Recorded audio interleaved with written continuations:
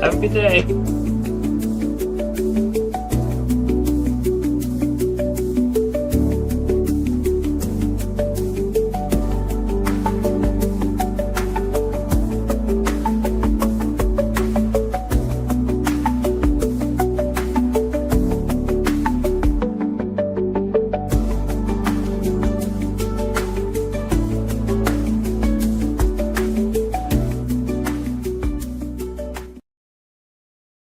Good morning. Rhonda, I see you say you're not normally on this live, and I'm glad you're here. I am so glad you're here. Okay, welcome to the, I almost said a bad word. Welcome to the SHIT show. No, I'm just kidding. Welcome to the train wreck of a day. Okay, I'm not going to cuss. I was just kidding. Y'all know I'm a funny person. So I woke up in the middle of the night in a panic attack. Have y'all ever done that? You probably hadn't. I am very honest and tell you I'm a total train wreck.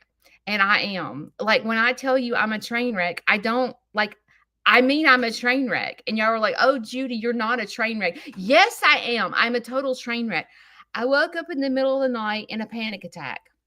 And the reason is because we're just doing something to this hair today because it's raining or yucky outside. So I woke up and I have pigeons being shipped from, I forgot where, somewhere up north. And they're supposed to arrive today. And I woke up in a panic attack because I was worrying about my pigeons because they were shipped on Monday.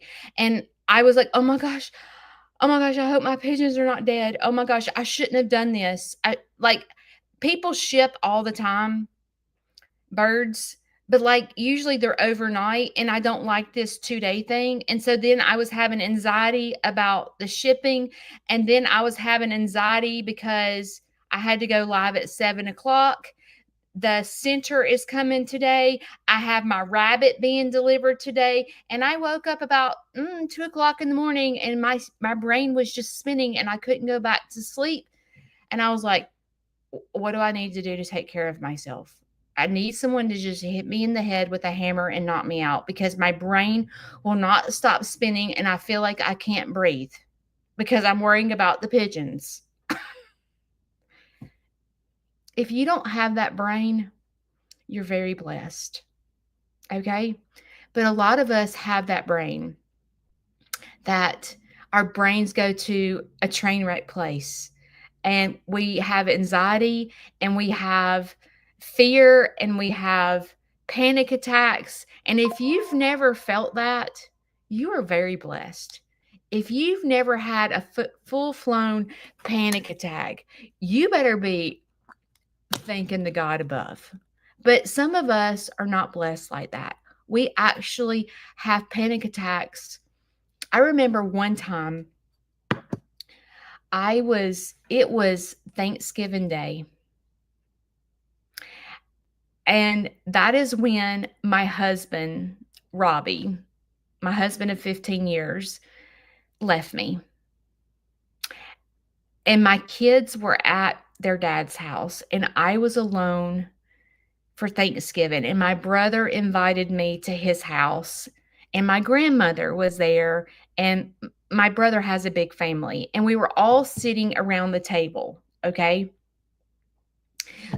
My grandmother, okay, she knew I was already close to having a nervous breakdown because my husband left me. I'm sitting at the table and she goes, let's go around the room and tell everybody what we're thankful for. And I was like, she did not just say that. So I began to have anxiety because I was having anxiety about it being my turn. What am I going to say? I didn't feel very thankful. My kids were not with me. My family was my immediate family wasn't here. My husband's not sitting beside me. So I didn't feel very thankful. So as we were going around the room and my brother has 6 kids. Okay. This was, I don't know how many years ago. So my nieces and nephews were very young. I'm trying to keep it together, and I'm having a full blown anxiety attack, and no one knows it at the table. I am trying to keep it together. So my everyone's going around, I'm thankful for my family. I'm thankful for this. I'm thankful for, and then it's my turn. And I go into a full-fledged panic attack where I couldn't breathe. It was horrible. And I'm sitting there going, and when you learn when you have anxiety attacks or you have panic attacks, if you are treated with those, you have to learn how to take care of yourself because you literally lose your breath. Your heart rate literally pounds out of your chest. So you have to learn how to take care of yourself. I couldn't breathe. So I had to get up, and it was, November, so it was cold outside. Well, I've learned through therapy that when you have one of those, you have to go stick your head in the freezer, or you have to get in a cold environment to be able to catch your breath again.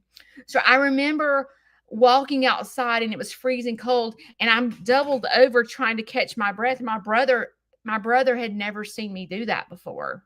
And he's like, "What the what? Like what the?" And I couldn't catch my breath. And I thought, why did my grandmother do this? I mean, I'm sure she was thinking it was really wonderful to be thankful at Thanksgiving, but I wasn't feeling it. And it was horrible. So when I woke up last night and I started having this anxiety, feeling like I didn't feel like I couldn't breathe, but it was almost like a worry anxiety. There's different types of anxiety that I go through. And this one was like, oh my God, I'm going to open this box and my pigeons are going to be dead. And this is going to be my fault because I had them shipped. And the post office I was expecting to get the phone call early this morning. They call me at like 5 a.m. anytime I have something shipped. And I began to look at the tracking number, and they didn't get to their destination last night till 1 a.m. in the morning. And I thought, these pigeons are going to be dead, and this is my fault. So anxiety just has been over me, and I have not been well. Just being honest. Okay.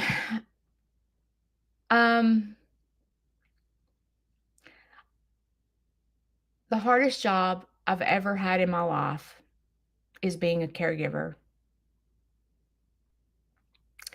I have been in high sales positions where I am in front of a CEO to a hospital selling data. Okay. I have been in front of thousands of people giving my testimony. Okay. I have been in stressful situations, and it don't compare to being a caregiver. It is the most stressful thing I've ever done in my life.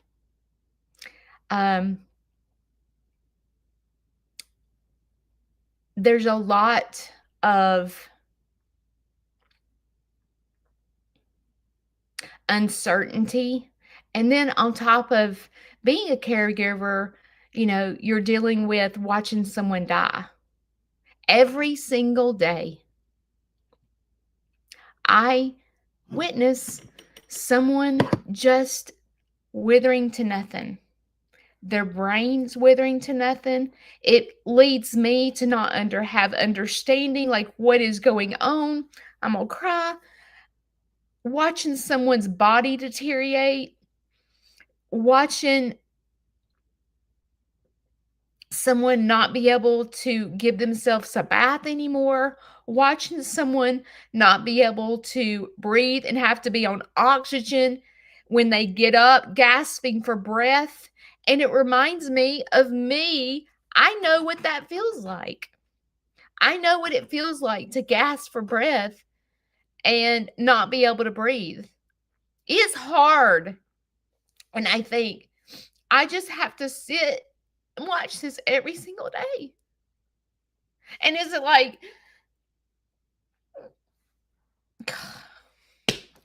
I, Judy, will not cry in front of the backup dancers because this is not what the live is even supposed to be about today. But my brain is a train wreck today and I can't focus. So I will not cry. I got to get it together. It's just difficult.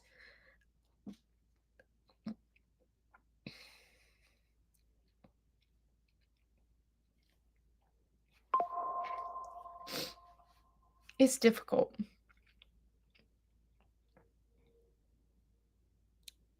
And I'm so thankful for Shane because Shane sees what, because Shane's going through it too. It's not like it's just me. Shane goes through it. I mean, Shane does get to get away and go to work, and I'm here nonstop, and it's so difficult. And there's just a lot of things I don't understand. I don't. You remember a couple of weeks ago when I talked about living undiagnosed? That is the worst thing you can do for yourself, is to have this anxiety or have depression or have where you can't leave your house or have OCD or have addiction, to live with something undiagnosed and untreated.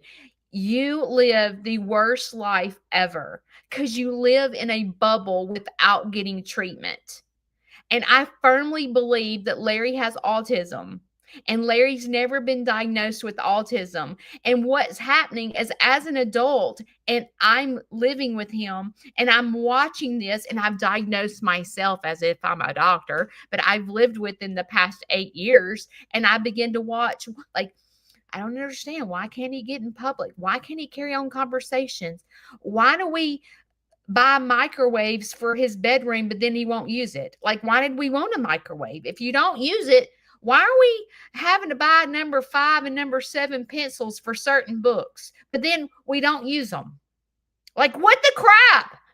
What is going on? And it's like my brain is like this, trying, because I need solutions. I am the type of person who I need solutions. This is what's wrong. Tell me what to do, and I will do it. That is my brain. His brain does not work like that because he was brought up in an era where autism was not heard or talked about. There was not centers for treatments. And so he's gone through his whole life living with this problem, and he's never had treatment. And now he's 77, I think 77, 78 years old, and he's lived with this diagnosis. And this is what he says: I'm just different. Everything about me is different. I'm not like other people. That's what he says. And in my heart, I'm like, I know. I've lived with you 8 years. And I didn't even know, I thought it was dementia. And as a matter of fact, he was diagnosed with dementia. He don't have dementia. I'm here to tell you right now, he don't forget nothing. He has autism. I've been around enough people with autism with Sneed's Farmhouse to know that Larry has autism. Larry is smart as a whip. But Larry has no common sense. He can't carry on a conversation. There's different types of autism. So I'm living with an undiagnosed patient that has lived his whole life going, I'm just different. Do you know how sad he must be to feel different? And I feel different. I'm like, my brain doesn't work like the average person. A lot of you people think I got it all together. And I'm like, you have no, if you could open this brain of mine and see what I deal with on a daily basis with having bipolar and depression and anxiety and all the things that I have, it has taken me hard work, discipline to get me to where I am today. Because for the longest time, I didn't understand why my brain was different. Like, what's wrong with me? Why can't I get up and go to work like other people? Like, why do I have anxiety to get it? Like, I have the best job. I make good money. Why can't I do what other people can do? I felt the same way. How do people just get through life and not have any worries? Like, I don't understand. I don't understand. But living undiagnosed and living without treatment, you're going to live a miserable life if you do not get treatment. I don't care what you deal with. It could be an eating disorder, it could be whatever. If you live with no treatment, you're going to live a sad life. You're going to be Larry Glasscock in a bedroom, not coming out of your bedroom. And that's how you're going to die. Living in a bedroom, not surrounded by anyone because you can't communicate with people. You can't be in the public. You're going to live a sad life. And your kids, stepkids are going to watch you live this life undiagnosed and nobody knows what to do with you. It's sad. It is so sad. Okay. What I wanted to talk about, and I haven't even talked about it yet, was I'm trying to be very disciplined because with my morning lives, because I'm trying to give you a topic so that if you need to go back and listen, you can, instead of going, okay, it's this, go back and look. She's got a dog on the cover. I wanted to say a name, but I told you I don't wake up every day. So like I put what I'm going to talk about and then I wake up, I'm like, oh crap, I can't talk about that today. My brain is not there. And I'm having to be disciplined and go, Judy, freaking talk about it. You said you were going to talk about it. You need to talk about it. So today I want to talk about when I told you guys I've been married a couple of times because I'm a train wreck. And when I married Robbie, I thought I had hit the lottery. This guy's awesome. He's been on his job forever. He has his own house. I feel secure. He loves my children. My children are calling him dad. Like, I could not ask for a better life. I really thought he would be my forever. And it was just a wonderful marriage in the beginning. And you don't really know someone until you live with them. You think you know someone, but you really don't know someone until you live with them. It's like a friend. Like, you can be a best friend with someone for years and years and years. And then you go move in with them and you're like, oh crap, I didn't know she's like this. Because you don't know someone until you actually physically live with them. To learn all their little weird ways, and so forth. Well, Robbie struggled with OCD, and it was severe. It wasn't OCD just like he vacuums all the time. I mean, it was like it was bad. I remember feeling like I could never do anything right because he always did it better than me. I can remember, like, I would do something like, I don't know, let's say, put up the groceries, something simple. I would put up the groceries and then he would go redo them behind my back because I didn't do them right. Or, if I cleaned the house, he would go behind me and re-clean it because I didn't do it right. And I always felt as I just couldn't do anything right because when he would redo it, it would be cleaner than mine. It was like he could make a bed because he would make a bed like somebody in the army. Like, it was like pressed with his hands. It was folded in the bed perfectly. There wasn't a wrinkle in the sheet, and I couldn't do that. Like when I would make the bed, and I remember I would try so hard to do it like him because I would want to please him. And it was like, I couldn't do it good. I could not make the bed like him.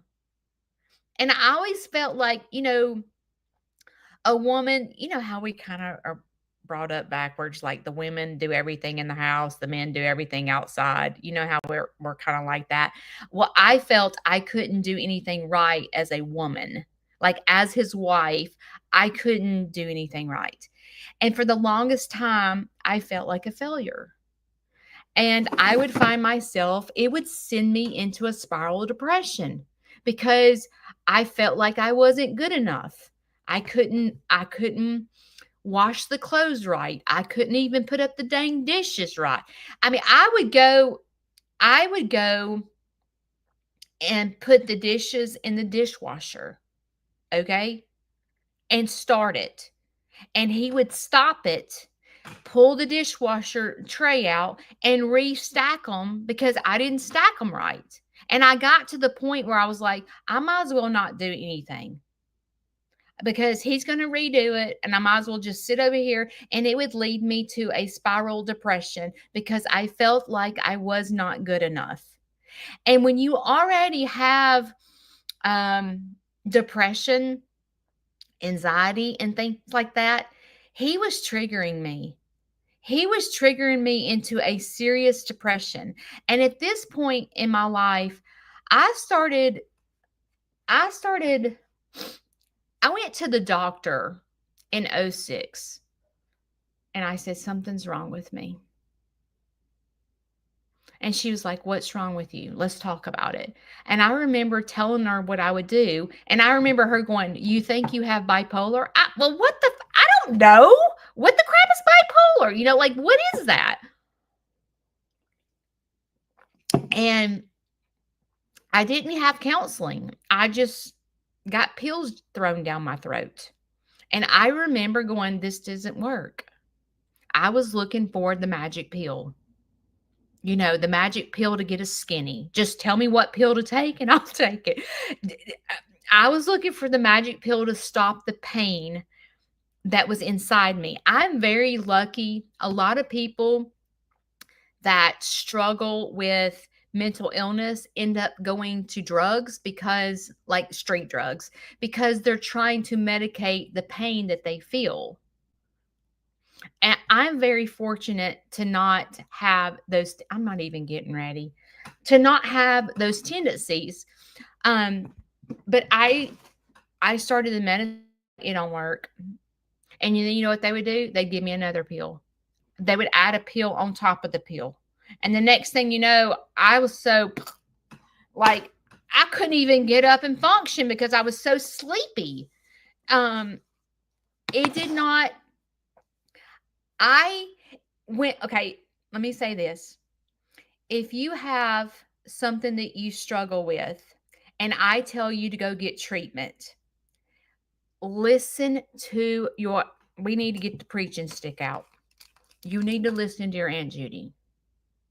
Treatment doesn't happen and bam, you're better. A pill, there's no pill that's going to make you better. I mean, there's pills that make you better. In other words, let's just say you have manic episodes, okay? And you go manic over 5 days. And let's just say that you're manic for 2 months.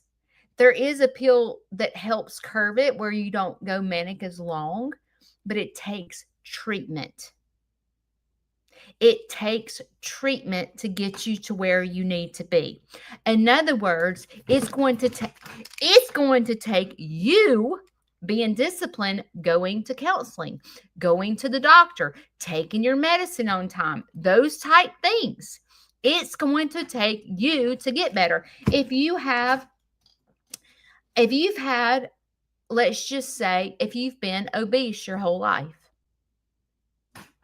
and you've hated it and you've tried every diet under the sun and you cannot lose weight, and now you got diabetes or high blood pressure because you're overweight, you're living undiagnosed.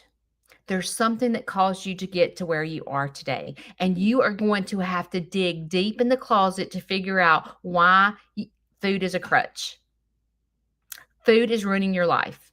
Food is making you sit it out. Food is making you where you can't do certain things because you're overweight, or it's making you, if you want to change your life, if today you're like, I want to change my life, I'm tired of this ruining me.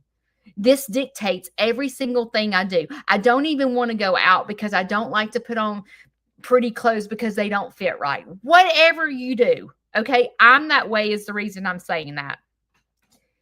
You're living undiagnosed. You're letting an addiction to food ruin your life. And it's going to be debilitating if you don't get help. You've got to go dig deep in the closet to figure out why you are where you are today. And it sucks. Digging up all those bones that you don't want to dig up, it sucks to sit here and go, okay, what the heck? Why am I like this? Why? Why? It took me from 2013 until today, and I'm still working at it. Okay. I don't have all the answers, and I do not have my life all figured out. It is a daily walk. It is being diligent, going to counseling, diligent, taking your medicine, going to the doctor, and saying, I ain't getting better. This sucks. I hate putting the effort into this. I say that sometimes to my counselor. I'm like, I hate every minute that I have to go to counseling every single week and freaking take medicine and spend all this money on medicine. And I look at Shane and he ain't got no issues and he don't have to go to the doctor. And I'm the one having to go to counseling to deal with his butt. I feel like that's not fair to me. I feel like he should have his turn at going to counseling because there's something wrong with that jackleg. It shouldn't be all me that has to go to counseling. Like, why do I have to put all the effort in? Why can't he do it? Why is it just me? You start getting pissed off because you want instant recovery. Tell me the pill to take and I will take the pill and I will lose the weight and I will live happily ever after. Me too. Give me the magic pill. I almost feel jealous, and I have an eating disorder. Okay. I feel jealous. I am being totally truthful. Shane has taken the Majaro shot, and he's been taking it a while, and he's losing weight. Shane has diabetes. Okay. Like, he's not, like, he ain't just taking the shot to lose weight. His A1C is high. There's many of reasons why he's taking the shot. Okay. And me, I am jealous that he is taking a shot and it is curbing his appetite and he has more discipline than me now. It pisses me off. I'm like, why can't I have diabetes so I can take the shot so I don't sit here and crave oatmeal cookies every day? No, I got to sit here and freaking suffer and crave the daggum cookies and hate my life because I don't have any self-control not to eat the cookies. But that jackleg can take a shot and curves his appetite and he's losing weight and I'm just looking like the freaking Pillsbury Doughboy over here. I get mad. It's not fair. It's not fair that Shane wakes up the same every day and I'm over here a train wreck and I have to go to counseling. I feel mad. Do you ever feel like that? Like, why do I have to go to counseling? She's the jackleg. He's the jackleg. Why do I have to pay the copay and go get the medicine as if he ain't got nothing wrong with him? We all have something wrong with us. You're not alone. Every one of us have something that we deal with. Ain't nobody better than the other person. Every single one of us that are here today, we all in the same boat. We all going down the same river. And we're here to encourage each other. We're here to go, you know what? I've got some backup dancers that get me. I get you. So when I was married, things in the beginning were great. Isn't it always like that? You know, the beginning's great. You know, they say what the 7-year itch. If you can get past 7 years, you can do it. I don't know. Uh, I think with me, unfortunately, Robbie's OCD triggered my illness. And I think my illness triggered his OCD. I think we were just butting heads and it was not working. And at this point, I did not start going to counseling.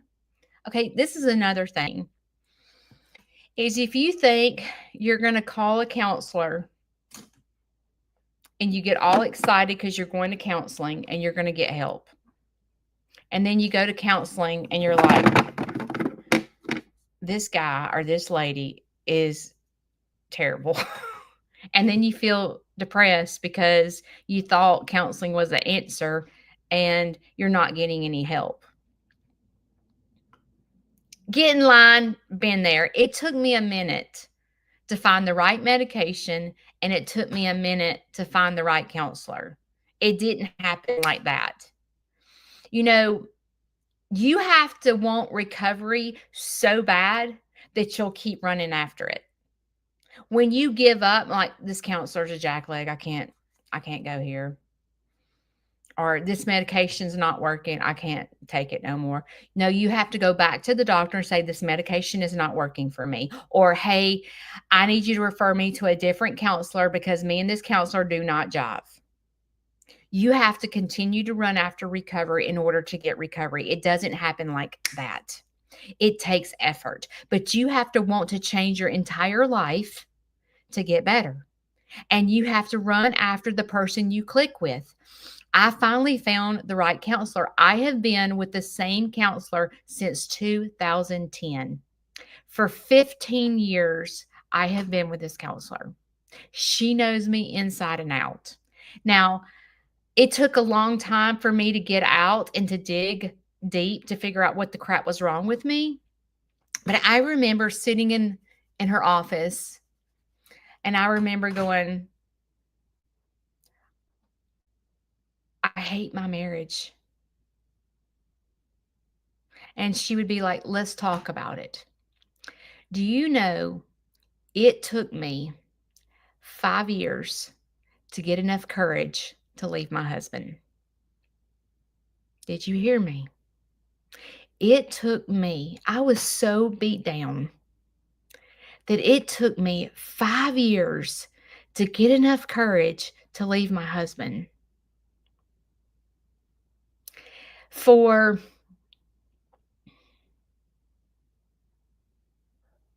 5 years, I lived with him. I'm not going to blame everything on him. I'm not even going to go there. It was me too. Probably majority of the problem was me. But I was so beat down. And I will tell you, I grew up with a grandmother that was very religious. Okay. We used to call her Mother Mary. Okay. Like she was strict as strict could be. Okay. Like we were the type of grandkids, I don't know why, but like she always had gum, that green gum. I can't even remember that. I mean, nobody chews this gum anymore. I can't remember the name of it. And if we went up and said, please, can I have some gum? Nope. You said it wrong. Go off and play. You got 30 minutes to come back and say it to me correctly. And I said, please, can I have some gum? Okay. And she said, no, you said it wrong. So then we would go play and come back. Please, may I have a piece of gum? Yes, ma'am. You can have a half a stick. Okay. My grandmother was so strict. You ate everything on your plate. If you put it on your plate, you're to eat it. So like, if you were passing around and you put a clump of potatoes on your plate, You are to eat every single potato on that plate because you're the one that put it on your plate. Okay. Very strict grandmother. We went to church every time the doors were open. We did Bible study every single time we were around her. We were on our knees praying before we went to bed. Like, very strict. So, my biggest hiccup in going through counseling was I can't stay married. There's something wrong with me. Like, something is seriously wrong with me. I cannot pick a husband to save my life. And I remember thinking, because I grew up in a religious home with my grandmother, that divorce was a sin. And I remember I'd already been married twice, divorced. The last thing I wanted to do is to get married and be divorced again, because my family already looks at me like, oh, here she goes again, walking down the aisle. Like, it was just like embarrassing to me. So I remember going, I can't get a divorce. We got to fix me. I can't get a divorce. It's embarrassing. And plus, it's a sin. It's forever in sickness and health, richer, poor. Like, I have to go by the Bible. And the Bible says the only way you can get a divorce is through uh infidelity. And I can't do it. So I have to stay in this marriage. I remember doing that. And I was sitting there going through counseling, trying to figure out how to stay married because I didn't want to sin against God. And that's because of the way I was brought up. It's almost like I didn't have, like when you're young and you're raised a certain way, like, have you been raised a certain way, but now that you're an adult, you have a different opinion? And you're like the black sheep of the family because nobody else in the family believes what you believe. Like, you're the jackleg. Like, I'm like, let's say that your whole family is Republican. Then all of a sudden you become an adult and start voting and you're a Democrat and your whole family's like, she's a Democrat. Oh my God. And you're like, you look like this crazy person because you're a Democrat and nobody believes you. And all of a sudden you become the black sheep of the family because you don't believe the way you were raised. You actually formed your own opinion and it wasn't the same as you were raised, in that you become the black sheep of the family. And I remember talking to my counselor and go, I can't get divorced. It's a sin. I can't. Like, this is not right in God's eyes. And she would be like, Judy, that's the way you were raised. I know. And I can't fix my brain because I know it's a sin. Well, I was teaching aerobics and there was this lady in my class and her name was Martyn. And Martyn and I became really good friends. And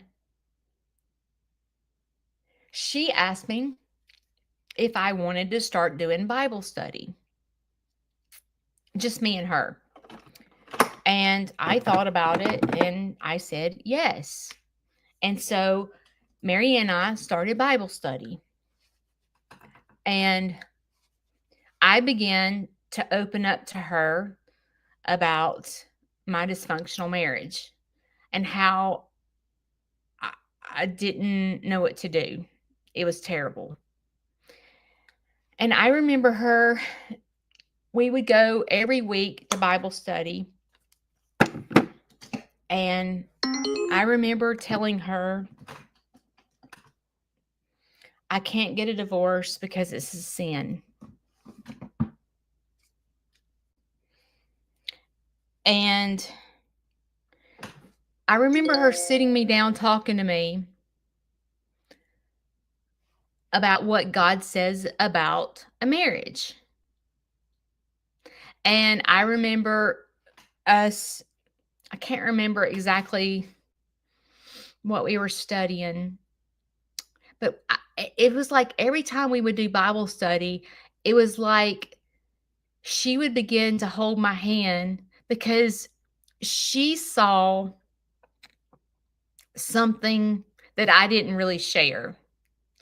She saw Judy getting totally beat down.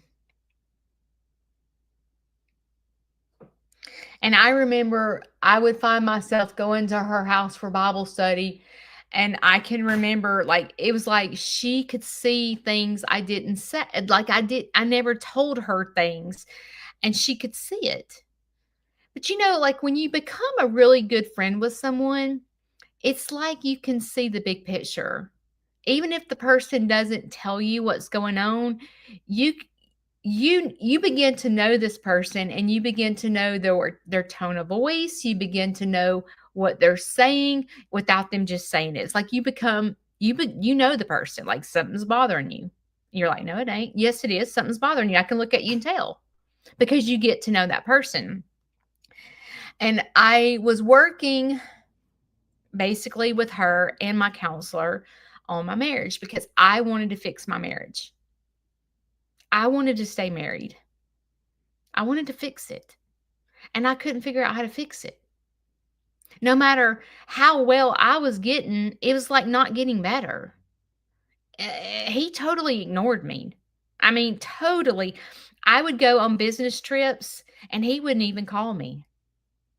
Like, I would be gone a week on a business trip and he wouldn't even call me one time. And I was like, he doesn't love me anymore. Like, I don't know what to do. And I remember one day I was just bawling my eyes out during Bible study because I was hurting so bad. And I was like, I've been going to counseling for years. I don't know how to fix it. And she said, Judy, you're hooked on you can't get a divorce because it's a sin. And I said, yes, I have to make this work. And she said, what if I told you that your sin is not getting a divorce? Your sin was in marrying someone out of the will of God. And I was like, what did you just say? And she was like, your sin is not getting a divorce. Your sin is marrying someone out of the will of God. I've never been told that before. And I said, explain. And I've shared this with you guys. I think it was last week. And she said, tell me how you met Robbie. Well, my best friend, I was married to my kid's father. Once again, I was over it. I didn't want to be married no more. It was horrible. And I said, well, I was married. My best friend was having an affair with this guy. I was going to an aerobic convention. It was me and her going to this aerobic convention. We were getting our certification. And she asked me, can I bring my boyfriend? And I was like, I guess, because she was having an affair. And so she wanted to spend time with him. I go, I guess. Yeah, no problem. Next thing I know, she says, he's bringing a friend. And I'm like, oh, dear Jesus. And so he brought a friend, and that was Robbie. And we all went out that night. Her and I went to the aerobic convention, got our certification. Well, afterwards, we all went out to eat. We all went out having a good time, drinking. Yeah, Aunt Judy was drinking.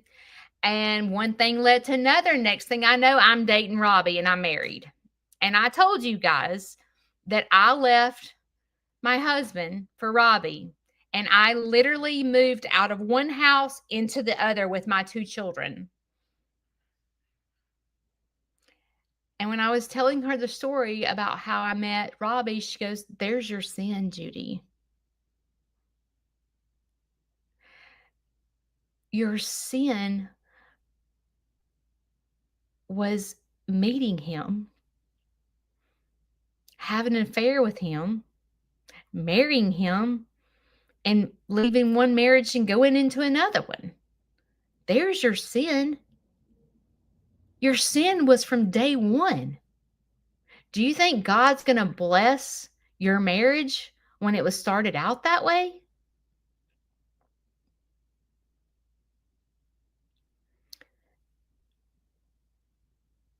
And she made me think. So I told you I was brought up being very religious, learning that divorce was a sin. And I knew having an affair was a sin.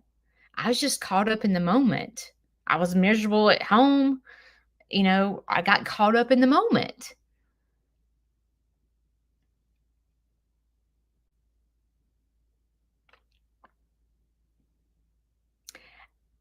And it took me 5 years to get the confidence to finally leave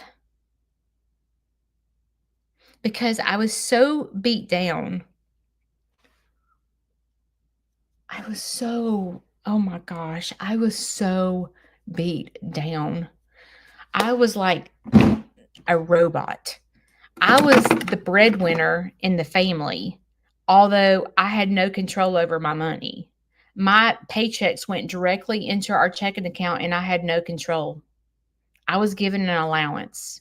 I was the breadwinner. And I can remember my counselor going, "Okay, what do you make? Okay, what does he make? Okay, what do you do? Judy, Judy." And I was like, "I know, but I'm trying to do this for my family." It was a train wreck. When I finally got the nerve to leave, I was pretty much on my way of healing when I finally got the nerve to leave. And when I accepted that, oh, my sin was in the beginning stages, it's not in getting a divorce. My sin was in the very beginning, how the relationship even started. Because if you think that was from God, that God brought this man into my life when I was already married, really, really, no, no. So when I finally left,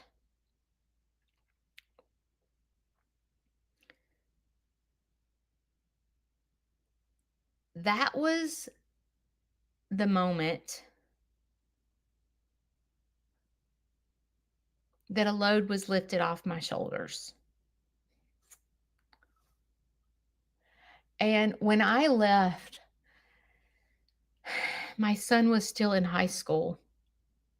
My youngest son. My oldest son was already out, but my youngest son was in high school. And at this point, before I left, my son, I can remember he would be up in his bedroom and he would be texting me, begging me to leave Robbie. "Mom, please leave him." Well, when your son in high school is noticing it, and I would say, "You don't understand. Marriages go through hard times. Like, I'm in it for this is my forever husband. Like, we've got to get through this." I remember trying to talk to my kids and go, "It's going to be okay." Like, marriage, you don't know because you've never been married, but marriages go through hard times. Like, this is forever. And I remember the moment I told my kids that I was leaving,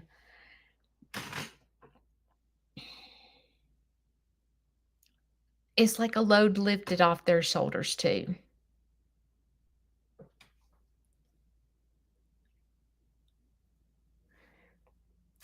And I made a commitment. I'm going to get better. I'm going to keep working really, really hard to be the best version of Judy that I can be. I want to be a good mother. I was always a good mother. I I've never I've always put my kids first. Um, but I said, I got to get it together. I don't want to live the rest of my life miserable. I got to get my crap straight. I do. And I did a lot wrong to Robbie. It wasn't all Robbie. I had my share of, I mean, when I tell you that he had the most depressed wife ever, I literally sat in a chair and cried all day. I went to bed at 6 o'clock every single night and he did homework with my children. I couldn't function. I couldn't get out of the bed. This is what my life consisted of. I ended up having to quit my job. I would get up in the mornings, let's say 6 o'clock. I would go get my children up for school. I would feed them breakfast, get them to school. I would take them to school. I literally would come back, get in the bed, and I would stay in the bed all day long. And then right before it was time for them to get off the bus, I would jump in the shower, get ready as if I had not been in the bed all day, and I would get up and I would get them off the bus, get them home, give them a snack, whatever. And then I taught aerobics at night, and I would teach aerobic class, come home, take a shower, and go to bed. And I would do it all over again the next day. And I did that for years. Not a couple of weeks, not a couple of months. I did it for years. I lived in the closet with my children on my depression. Now, I've never really just asked them, did they notice I was depressed? I'm sure they would say yes because I was in the bed, or they'd probably go, or you were sleepy a lot. Because I was in the bed by 6 o'clock every night. Most nights.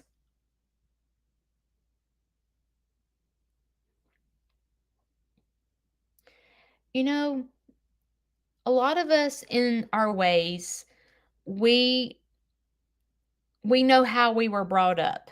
We were brought up with certain beliefs.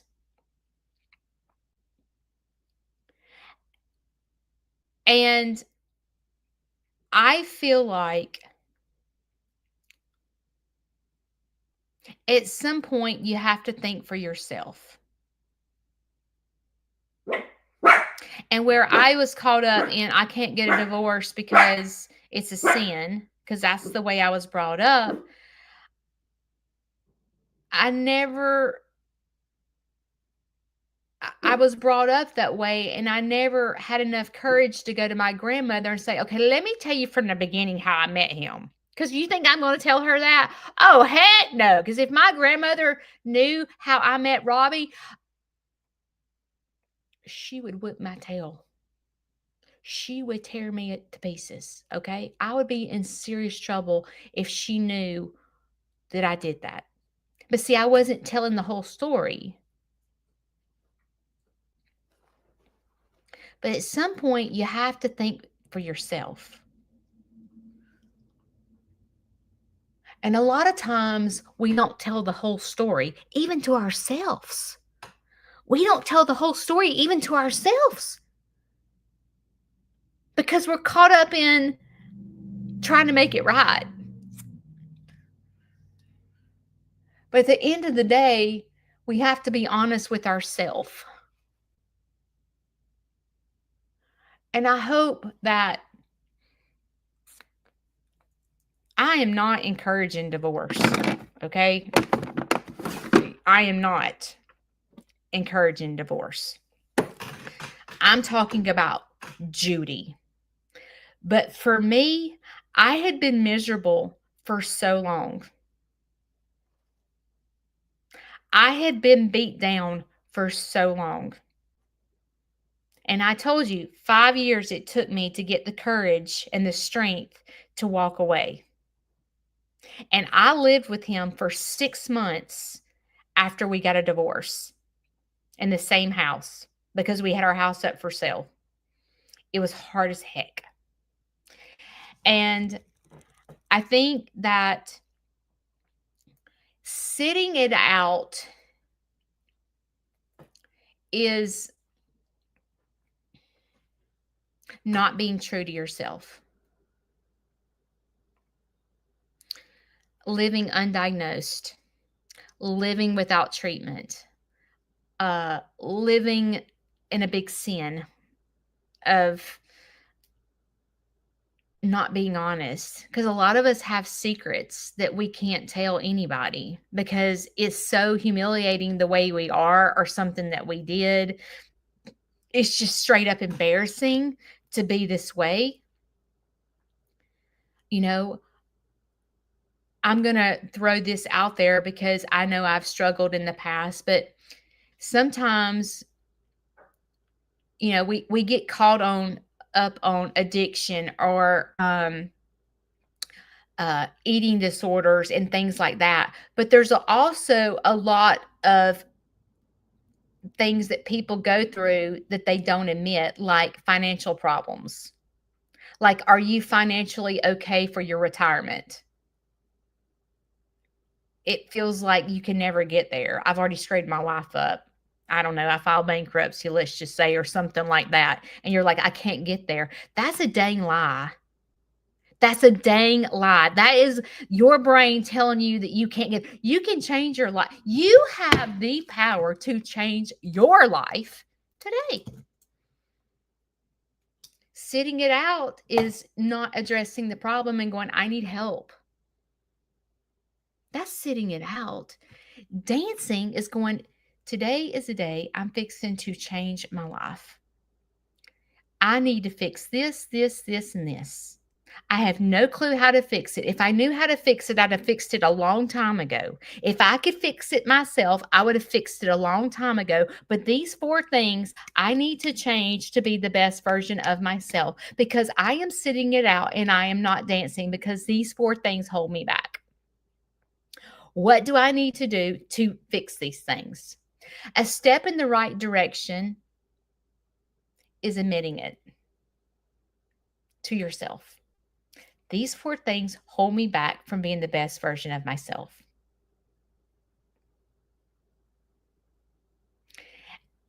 You've got to apply the hard work that it takes to go into what you need to do to fix those things, because don't want you to live in the closet like Larry Glasscock.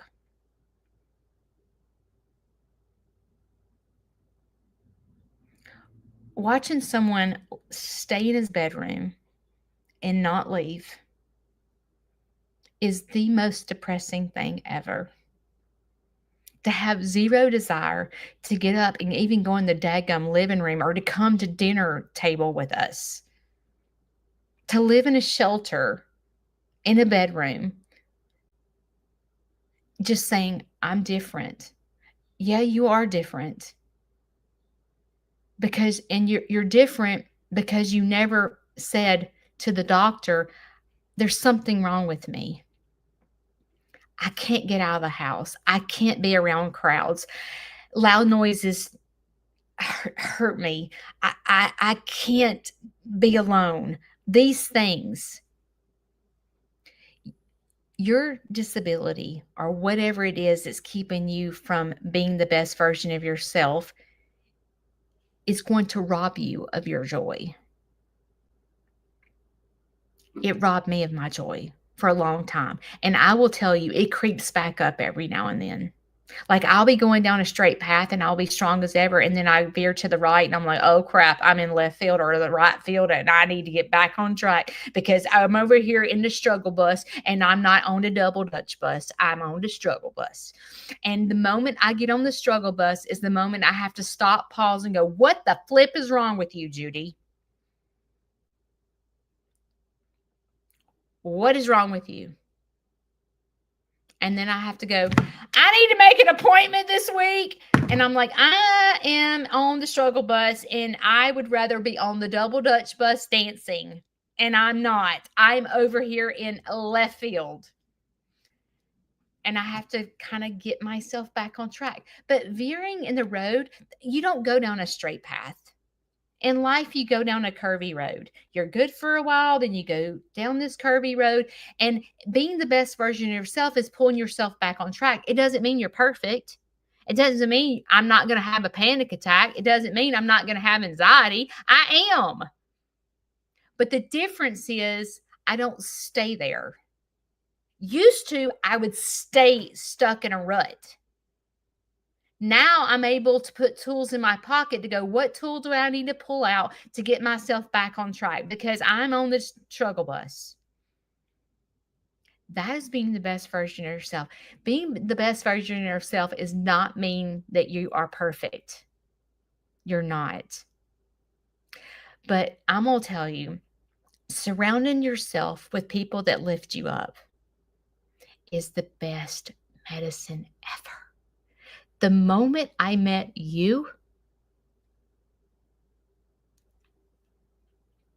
my life totally changed. It's you. You help me. I hope that I help you. I hope that we help each other. But coming here and getting started on the right track early in the morning, I hope helps you go down the right path throughout the day. I hope at least on Monday and Wednesdays you good, okay? I hope you good. I love you guys. And thank you for helping me. Sharing my stories, I feel like God puts me here to share real life stories, to show you that you're not alone. I have crap too, just like you. When you see all these YouTube videos and everything is just great and wonderful, and Shane's so wonderful and Judy's so wonderful to Shane, and they're the cutest little couple, really? My marriage is just like yours.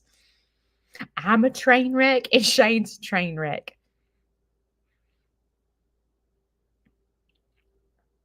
I'm no different. So if my videos come that me and Shane like have this perfect, joyful, loving life, I mean, we do have a good life, but it's because we both work at it.